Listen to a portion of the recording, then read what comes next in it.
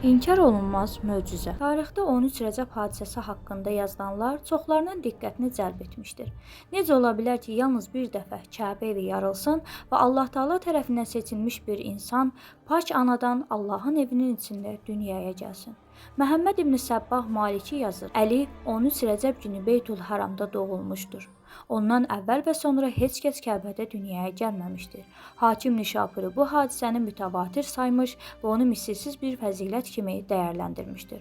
Bu doğum sadəcə tarixi bir hadisə deyil, həm də Allah Rəsulunun ilk vəsiyyəsi olan Əmir-əl-Mömininin xüsusi məqamını göstərən açıq bir nişanədir.